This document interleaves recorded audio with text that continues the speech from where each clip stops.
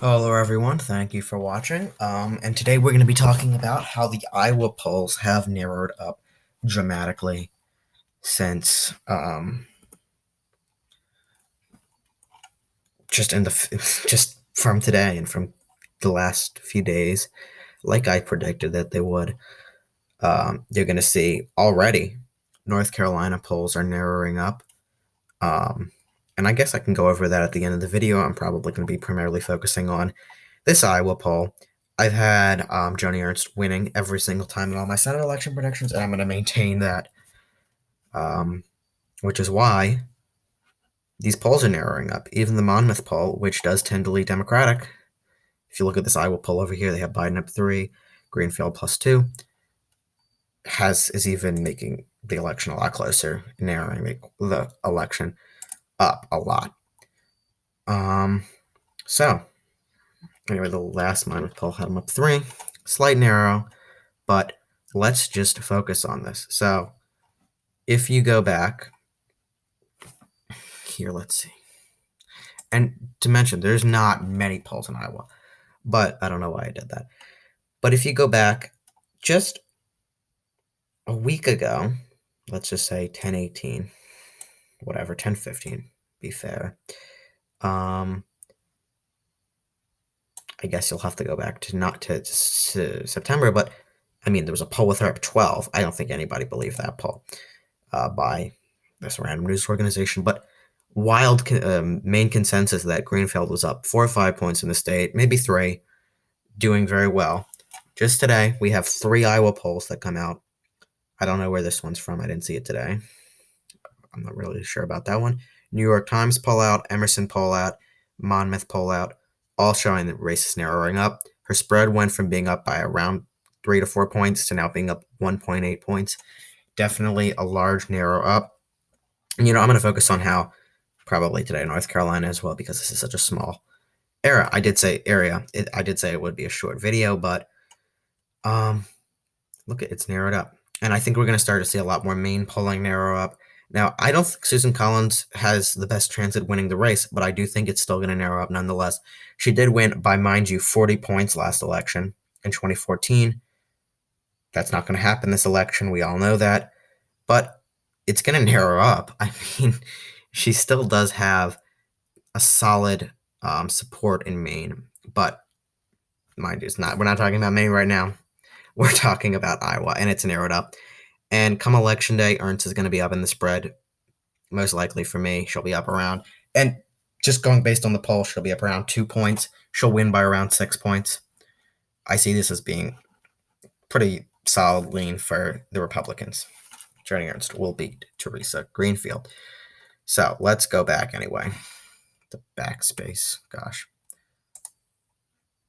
Just trying to get you guys this perfect zoom in. You know what I mean? Kelly's not up 7, but we're not talking about that. Get myself carried away. Here, let me just go to the election map. Go to the Senate map.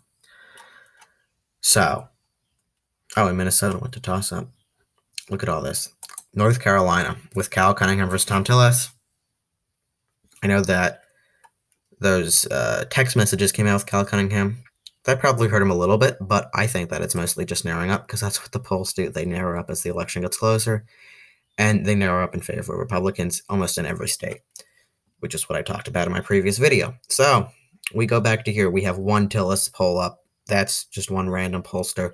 Pretty much all of them have Cunningham up by around 4 and 5 points. These two have 10, 6, 5, 6, 6, 6, 6, 4, 5, 4, 5, 7, and then you have one. I guess this is going back farther. Now we're in early September.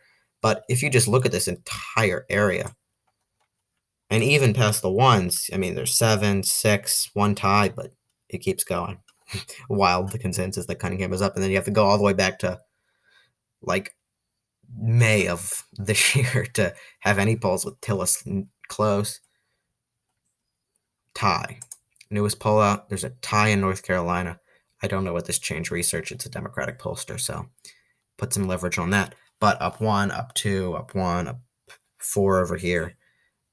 The truth is, Thom Tillis is probably up by around 1 point, maybe half a point in the spread.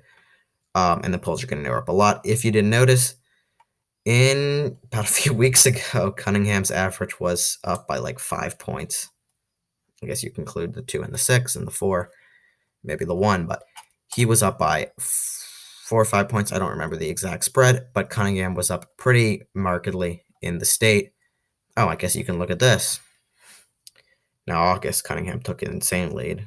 That was when like Biden was up by 6 in Florida, which nobody believed, but you have Cunningham up beating the incumbent by 10 points in the state, which is never going to happen.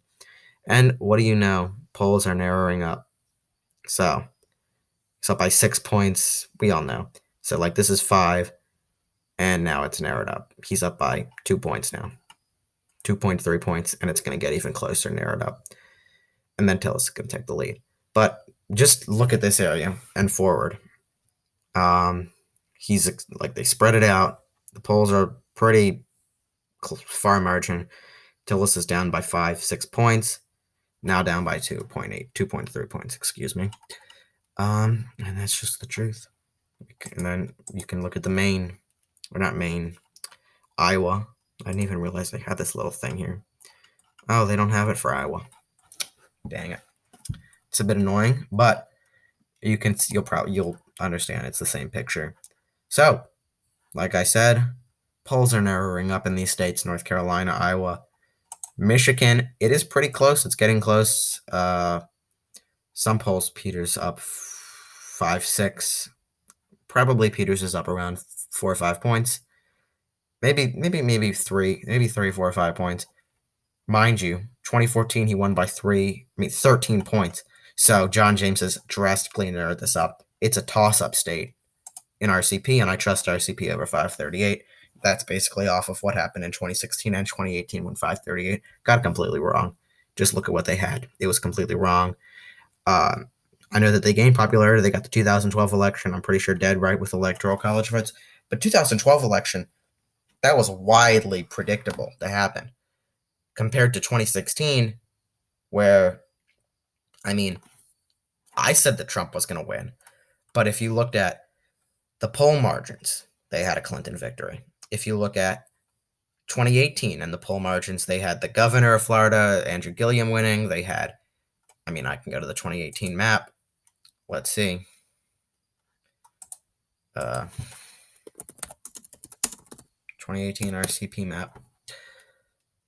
Battle for the Senate. Let's take a look at some of these things. Remember this? Indiana, Bredesen. First of all, she won by 5 points. Spread was 5.2. She won by 5 more points than the spread was. And Bredesen was a lot closer, and then the polls narrowed up. You look back here, and then you can see that the polls narrowed up drastically. This was a tie. They got it completely off. 5-4. Still got it off. 2 of these polls were right in the end, and they came out days before the election. So, also, Indiana, dead off. Donnelly was up in the polls. Braun won by 7 points. Donnelly was up by about a point. So this didn't even narrow up, and it was off. So don't tell me that they've adjusted since 2016, because they clearly haven't. Just take a look at this. Donnelly, Braun, 3-4. These were not even completely on. And the Republican pollster was 2 points off. So just take this at face value. If you think that they've adjusted since 2016, they clearly haven't. Let's take a look at Missouri with Josh Hawley. Completely off here. He had a victory by 0.6 points on the spread. Hawley won by 6. Polls barely narrowed up. They did narrow up. There's a lot of ties. McCaskill was up over here. This was when she was up pretty much right next to the election.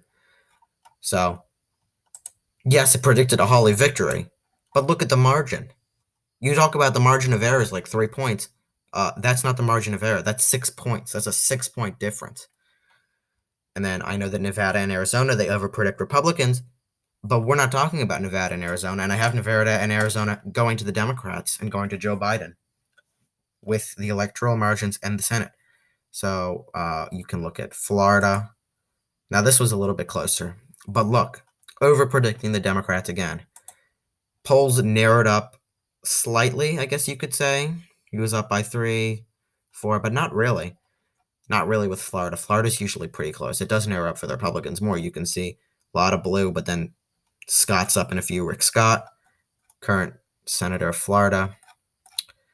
And it was over predicting the Democrats. So Nelson's up by 2.4. Scott wins by 0.2. You get that to now. Let's take a look at the Florida spread. That's like Biden up 3-ish, 2.1. That'll predict a Trump victory. And in 2016, they overpredicted Clinton. But, I mean, Montana, there's not really many polls. I guess they were really barely overpredicted Tester. But just take these states, Missouri, Indiana, Tennessee, Florida, overpredicting the Democrats by a ton. So this is what's happening this election as well. Anyone who looks back at the 2018, 2016 maps can see that this is what's happening. Ernst is going to win in Iowa. Tillis is going to win in North Carolina. And Susan Collins could win in Maine. I don't have her winning right now, but I will have Senate predictions coming in the future in the next 10 days. We're out 12 days from the election, I'm pretty sure right now.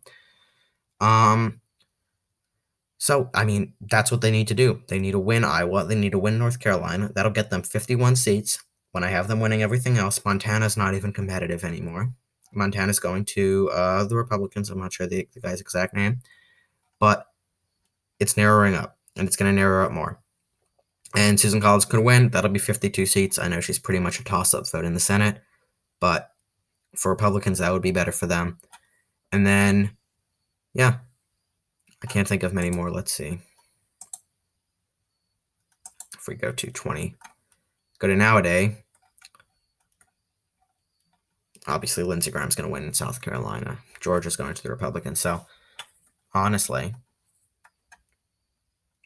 I have John James possibly winning. That's what I had in my last prediction. He has a tilt win. It may change. I may bring it back to Gary Peters. But I do think James has a really good shot at it. Collins, we haven't really seen many main polls, but I know I've kind of gone off track. Let's go back to the beginning. Polls are narrowing up in Iowa. Just look at this. 2 Ernst up 1, 2 polls. And then in North Carolina, like I showed you before. So that's what I have for now. Thank you guys so much for watching. Please stay tuned for more videos. I do have this awesome website coming. It's going to be really cool. We're going to have some editorials on it. And it just talks about, I'll probably do a video going over this, but I have my most recent presidential election predictions and so on. So there you have it. Thank you guys so much for watching. Have a nice day. And make sure to subscribe to my channel. Let's get my phone out because I say this pretty much every video now. We are 12 days, 6 hours out from the presidential election. 12 days, 6 hours, 32 minutes, and 18 seconds. So thank you guys for watching. Please subscribe to my channel. I appreciate all the support. Have a nice day and stay interested in politics.